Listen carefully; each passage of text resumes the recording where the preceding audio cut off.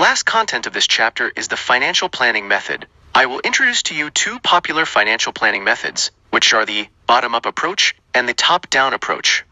Bottom-up approach is a bottom-up planning method, whereby information will go from the operational level to the management level, and then make forecasts. In contrast, the top-down approach is a top-down planning method whereby information from management is released to the operational level, and then forecasts are made. This is the planning process of bottom-up approach. Firstly, departments, sales, marketing, production, conduct forecasting needs for necessary investment costs in the future.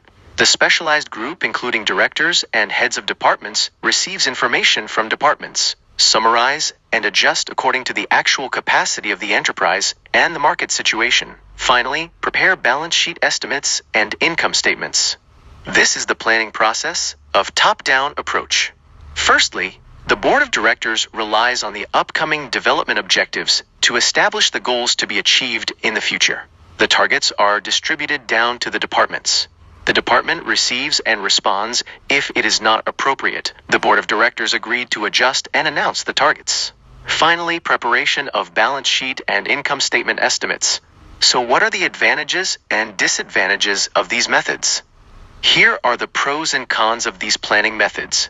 The advantage of bottom-up approach is high accuracy, because information is provided from the operational level, but the disadvantage is that it takes a lot of time and money for planning because it has to synthesize and unify a large amount of information. On the contrary, the top-down approach, although less time-consuming for meetings because the manager sets most of the goals himself, is less accurate because of the lack of information from the operational level. Finally, the bottom-up approach is suitable for big companies, corporations, while the top-down approach is suitable for small companies, newly established companies. The question here is why? Why is the bottom-up approach suitable for big companies? And why is the top-down approach suitable for small companies, newly established companies? Obviously, large companies need to prioritize accuracy because the value of their projects is very large. A small mistake can also lead to large financial losses.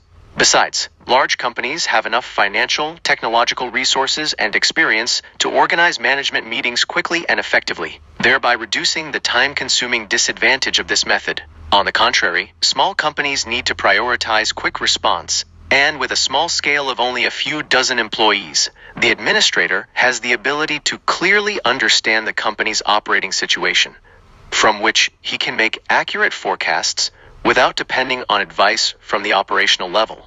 This is the answer to this question.